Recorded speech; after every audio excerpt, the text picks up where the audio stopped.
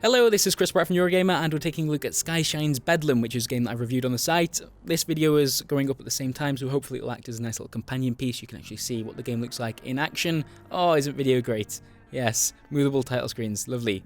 We're going to be starting a brand new run, just to show you how the game works, what it's all about, and this is a game about starting multiple new runs. It's a game that you'll probably expect to fail a few times at least, before you really get the hang of it, and even then, as you ramp up the difficulty, you're gonna be bashing your head against the wall a little bit with Bedlam because it's difficult, it's challenging, and it's also sometimes just unfair. We'll get onto that. And we're going to be playing as the humans, which means we drive around in this big vehicle called the Bone Shaker. Someone's going to do that in a much better voice than me in a second. And we're going to be playing on normal difficulty. There's a lot going on the screen. We'll get to that too. The Bone Shaker. There we are. That was better, wasn't it? Okay, so looking at this map, what does it tell us? Well, it tells us we start off in a city called Byzantine, which is supposedly the last kind of utopia of civilization. It's a post-apocalyptic world, and you can probably tell that by the fact that look at this map, and also it's a video game. Most of them have post-apocalyptic worlds, and we want to get to this place over here called Aztec City, which we're promised is a safe haven. This place, despite being rather civilized in comparison to the wasteland, bad things are starting to happen there. It's starting to get overcrowded. There isn't enough room for us. So we're escaping on our big Bone Shaker vehicle with 1,000 kind of refugees, I guess you could say, and we're going to go over to Aztec City. That's the crux of it.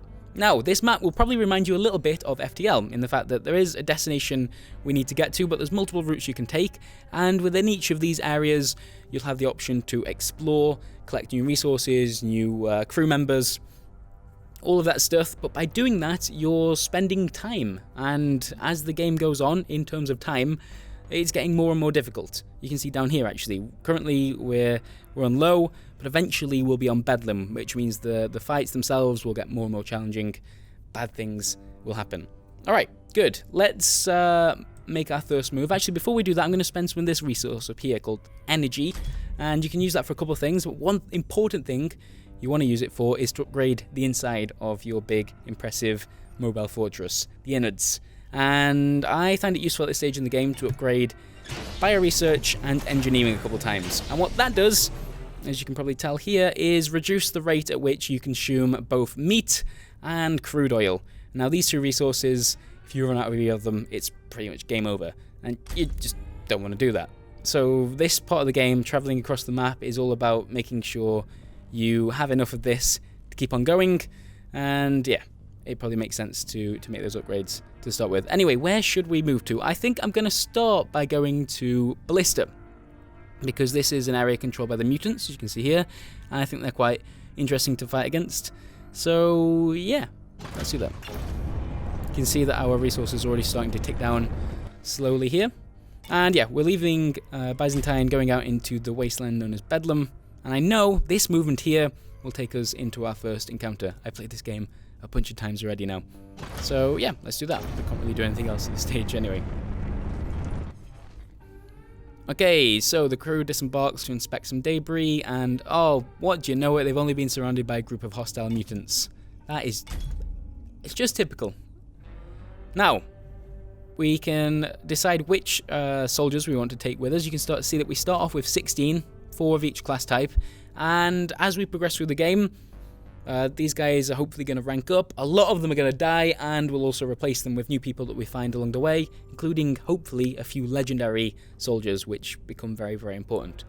Yeah, so it's kind of interesting to look at this list and know that a lot of them are even going to be dead or useless by the end game. Yeah, that's a depressing thought. I'm going to stick with the setup that we've just got here, because that's one of each class type. It's not usually what I do, to be honest, but I think it'd be nice to show off how each one works.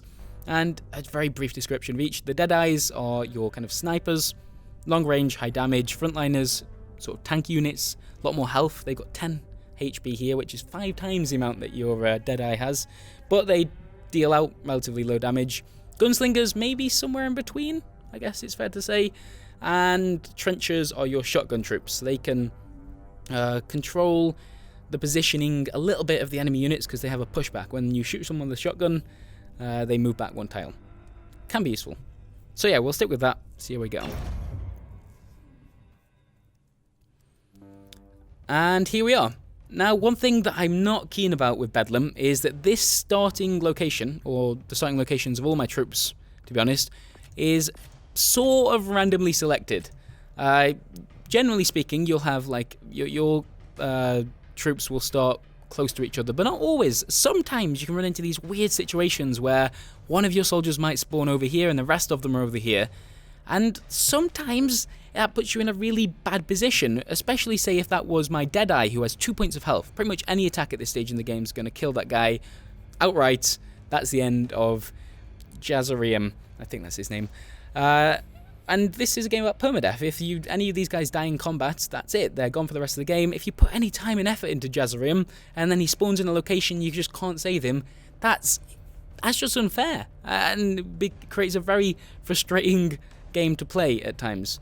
Yeah, thankfully that hasn't happened now, so let's see if we can make some moves and show you how the rest of the combat works when it's not putting you in a bad starting location. So both myself and the enemy units are going to alternate and take in turns. You get to take 2 actions each, and it just goes back and forth.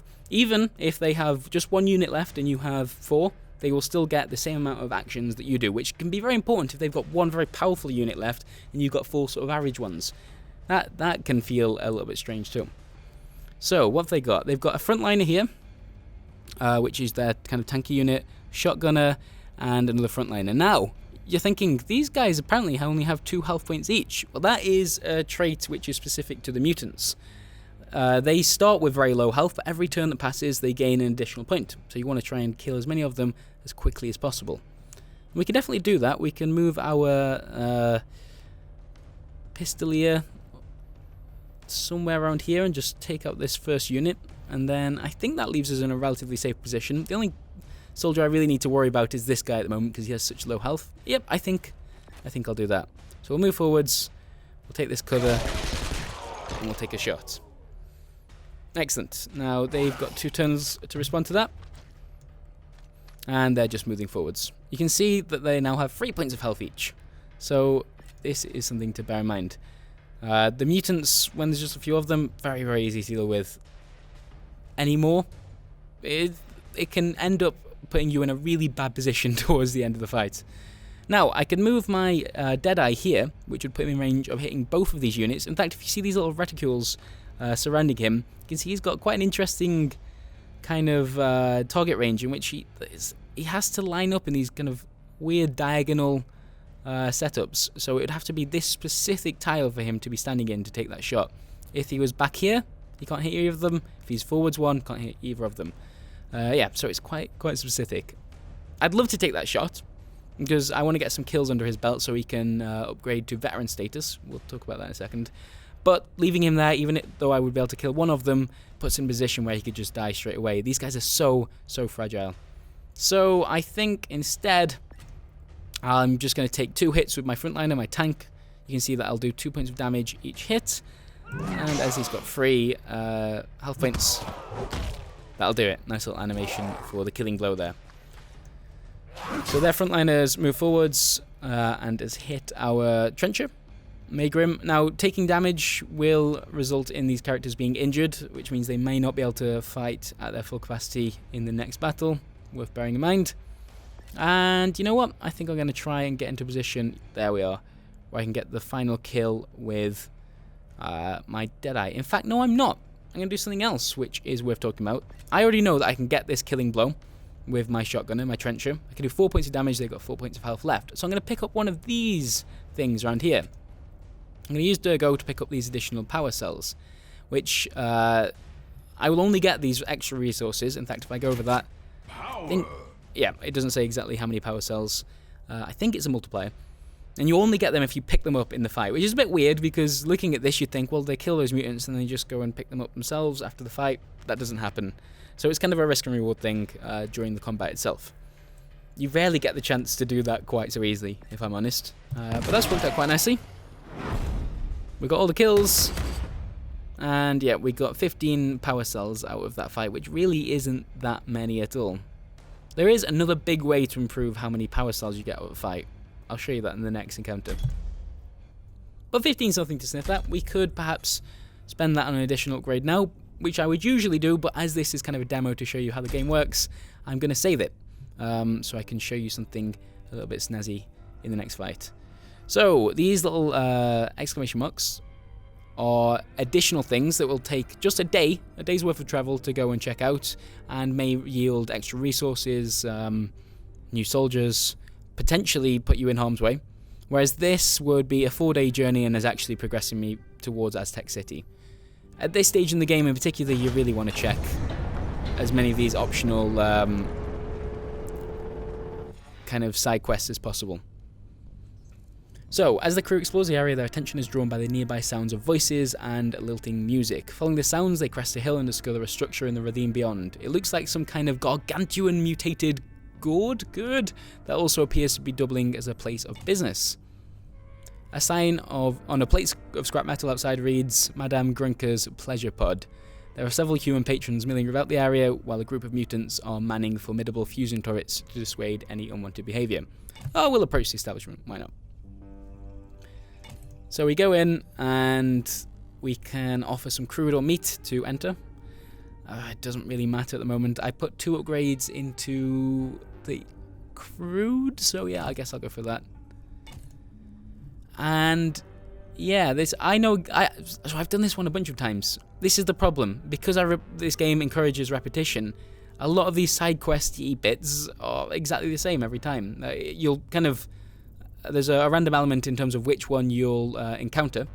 Their positioning the map is different in every game, but I know exactly what this side quest does, and it does nothing. I can reach into this lady's stump, and my crew find that quite appealing. It's just a bit weird, and it does absolutely nothing for me. Oh no, wait! It does something for me. It gets rid of 35 crude, which I could have used for something else. And I guess from kind of a storytelling perspective, that's cheered up my passengers, but it's done nothing for me as the player. So that was a waste of time. And because I know that's a waste of time, next time I find that side quest, I'll just ignore it. So it kind of...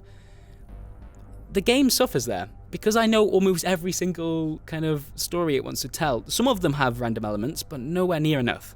So let's have a look at the next one. You see that I'm spending crude and food just to check these out as well, so I really do want to get something in return. So this is, there's a shelter. I think this is one of the ones that has a slightly random element to it. If we take a look inside this shelter, the only dweller inside is deceased from a severe wound on his leg. Gripped in his hand is a scrawled note. Stung by a lurch, not much time left. The object from the strangely garbed one is safely buried under the big W out beyond where the Runkler roam. Keep it from the wrong hands. So that's telling me where an item is buried. Trying to actually find that will also take a lot of luck. Here we've got a bizarre environment. There are some mutants, a thriving mutant family, herding livestock and growing vegetation. So I could attack them to steal their livestock, which would probably give me extra food, or I can just approach them and talk to them like people. We'll ask about the settlement. There's really nothing that they can offer me. Sometimes you run into situations where you can trade something with them, maybe an item you've already picked up, or you can send a certain soldier. Maybe I've got a mutant soldier that I've recruited. I could send them to kind of parlay. Or in this instance, I'm going to attack them because they offer nothing and I need as many resources as possible. Okay, so my trencher took a little bit of damage, and it will take 22 days until she's fully healed. I can improve that so that they heal more quickly, but it would require energy. It's a upgrade from the bone shaker screen you saw before. But for now, I'm going to take her out. Now, one important thing you want to consider with these characters is how many kills they've got, because, as it says here, at 3 kills, they become veteran, and it makes a huge difference. And another thing I wanted to point out is that by taking away that extra soldier, by only taking 3 people into this encounter, I will get 2 times as many power cells. It's an interesting kind of incentive, another way to encourage the player to take risks.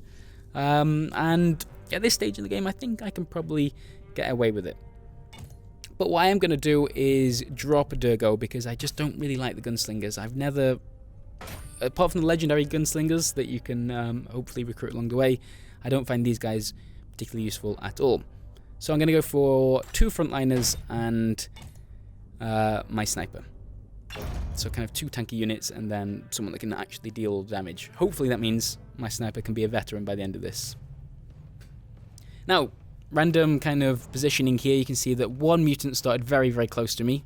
And in fact, if I left it as it was, my Deadeye would be dead now. So I want to get him to a position in which he can take a shot and kill him. But also, I want to keep him away from these 2 mutants, because just a single hit will still kill him at this stage in the game. So, let's take a look at this frontliner. He can get to this tile here. This one can't even get close. So, by moving backwards 1, taking this shot, that'll put him in a safe position for at least this turn. Okay, still very, very close to me, that mutant, and because of the weird way in which snipers work, I really can't get in a position to take the shot. So, what I'm going to do here is sort of exploit how I know the game works, and by that I mean moving my sniper back and then positioning my frontliner, Zabastron, in a position that looks nice and appealing. I'm not even tempted.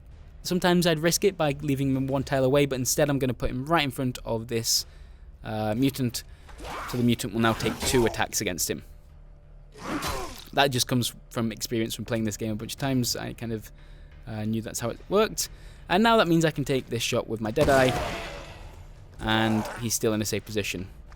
Poor Zabastron is taking an absolute beating, but there we are. And it doesn't look like I'm going to be able to get any of these extra resources at the moment. A lot of food going unwasted, which ties into the fact that these mutants were kind of farmers, herding. I feel slightly bad about that right now. Can I get in a position to take a shot with my Deadeye? No, it's just there. That's annoying. Oh, wait a minute. No, if I can move here, that'll be fine. And by taking this 3rd shot, that means he's now a veteran. You can see I got 18 power cells from this encounter. If I'd picked up a box of power cells as well, that could have been even more. So yeah, it's worth trying to take a risk, especially in these early fights, just to get those additional power cells, which I said I would show you something cool with. I'll do it next time. We'll have 1 more fight, and I'll show you the other way in which you can use energy cells. Okay, so there's a machine here that I can try to repair. And by doing so, I got some additional crude oil, which is nice. It replaces the crude oil I wasted on that weird pleasure shack earlier on. Weird sentence. And yeah, let's continue on towards Aztec City and see that we're now kind of pushing into guarded on the meter of how bad things are going outside. And we've been attacked by another group of units, which this group has actually attacked us inside the dozer, which means we can't show off the weapon I wanted to, which is a bit of a shame. Okay, so we'll swap out Zabastron for another frontliner, and now you can see that Jazarium is a veteran, which means he gets a fancy new outfit and now has 5 health and deals 7 damage, so he is quite a bit more useful. And we'll jump in. So you can see I can't unfortunately click this weapon. Basically, I would be able to spend quite a lot of energy, something like 25 energy at this stage in the game, maybe even a little bit more than that, to use certain weapons that my dozer has picked up along the way. Right now I've only got 1 weapon, and it would be an area effect missile that would cause these mutants to attack each other. Really, really useful, but expensive to use. However, I've also got, if I bring up the equalizer, I can use these 2 kind of temporary buffs. This one heals wounded crew for 2 health, which costs 13 energy, and this one for 14 energy basically halves the amount of damage I'll take for 1 turn. So this stuff is really, really useful, and it means energy is now really, you want it for everything. You were always wanting to upgrade your vehicle and kind of prepare for the long game, but in terms of saving individual soldiers when you get into a bad position, this stuff is really, really important. And you'll pick up, as you can see, there's a lot of empty slots. You'll pick up a lot more of these kind of things as you progress. Anyway, now that my Deadshot is upgraded, I can just move here. 7 points of damage, complete overkill. Very happy with that. And yeah, you can see this fight is taking place inside my giant moving fortress, which is kind of a nice touch. It's a shame, really, we don't get to see the Bone Shaker in action, really, other than these moments and the kind of the brief animations where we see it moving along the map. That's kind of it. It would be nice to see it in action, but there we are. Okay, so what do I want to do here? My 2 frontliners can only do 2 points of damage, so even if I move here, I won't be able to kill this mutant, which makes me think I probably don't want to move right next to him because it'll give him the option to take 2 shots against me, something I'm not crazy about. So, can I move all the way back here and grab these extra energy cells? I can. Nice. Okay. And we'll move behind this cover with my other frontliner. See if I can't encourage someone to take a shot. Now, we've got their gunslinger is starting to move forwards, get a little bit too close to poor old Jazerium. So I might want to just move here, take that shot. I think I'll do that, and then their trencher will attack one of my tanky units, which can probably deal with it. Now, getting additional kills with a veteran will eventually mean that he will level up, but it's never as significant as when they become a veteran. Any future kind of leveling up increases the amount of damage you do by 1, which is useful, but it's not quite as significant. And yeah, may as well do that. This is often my strategy in the early game. A couple of tanks and 1 very powerful sniper, which makes it really painful when the sniper dies because you've invested a lot of time into that. Alright, cool. And I think I'll do one more thing. I'll go to this spot here. Usually I'd like to check out these optional things at the side, but I want to show you this before we close off the video. This right here is one of the legendary soldiers I was talking about. To recruit them, you need to defeat them in battle, as is often the case. This is a video game after all, and how do we want to do that? We still want to get decent resources from this, so you know what? I'm going to risk it. With 2 tanks and 1 sniper, I'm going to go with my traditional strategy. This is quite a tough opponent to do it against. You can see this chap, I don't know, his name is Scragger, and he is a legendary trencher, so one of the shotgun units. And you can see he does 8 points of damage and has 13 points of health. So a hell of a lot more impressive than the guys I'm currently rolling with, which is why I said at the beginning, really, most of these chaps, the guys I'm running with right now, I want to replace with people of the likes of Scragger over here. Anyway, let's quickly drop their dual-wielding pistol chap. I keep forgetting the name of that class. And now, unfortunately, this is an amazing spot for me to be in, because I could take 2 shots now, you think, and Scragger's dead, except for the fact that he's behind cover. And still, even after playing this game something like 15 times, I don't know exactly what percentage cover provides. So basically, there's a chance when I take this shot that I'll miss. I think it's 50-50. From my experience, it seems like that's what it is, but it's not completely clear. And really, do I want to risk it? I don't think I do.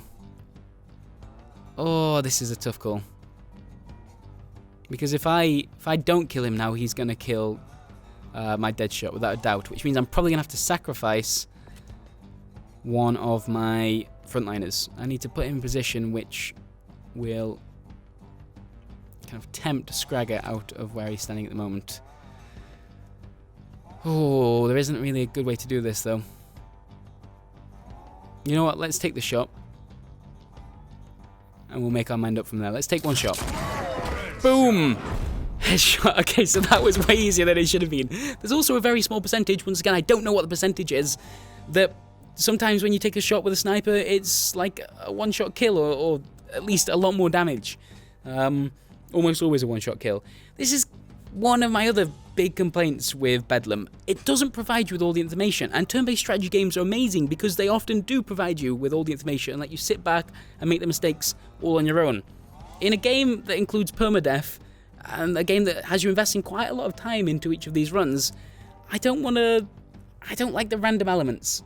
At least not in this way. Certain things like units behind cover, the fact that you can get these headshots, the positioning at the start of battles, there's lots of these small little inconsequential sounding problems that when you add them to a game with permadeath and a game in which you put a lot of time into these characters, absolutely, it's just infuriating. And it's these reasons that have kind of stopped me from enjoying Bedlam as much as I would have liked to. But hopefully this was a nice little kind of primer as to what the game is all about. I would warn you that the first introduction to this game is perhaps a little bit deceiving. At this stage, the first time I played it, I was having an absolute blast. I thought, you know what, I like the setting. It's a turn-based strategy game. Sure, the combat's not amazing, but, you know, I can kind of suffer through that, as I did with the Banner Saga, which, interestingly, this game is running on the Banner Saga engine. But those little problems really do start to kind of pile up, and by the end of it, I wasn't having an amazing time with Skyshine's Bedlam. I'd like to hear what you think, anyway, from what you've seen so far, so do leave a comment if you have stuck with the video this long, and as I said, this is accompanying a review that will be up on Eurogamer if you'd like to read that and kind of see some more fully structured thoughts as to why these little problems became big problems by the end of my time with this game. Thank you for watching, and I'll see you next time. Bye. So, Bloodborne DLC and Dark Souls 3. Actually, I think they're the only things I've really played at this show as well, actually. Yeah, As yeah. is always the way at these things. I spend most of my time running around interviewing people and trying to catch what I can. And so, yeah, by virtue of them probably being the only games I've played, it's Bloodborne and Dark Souls. Yeah, and actually, you know, that's quite a strong showing from and really.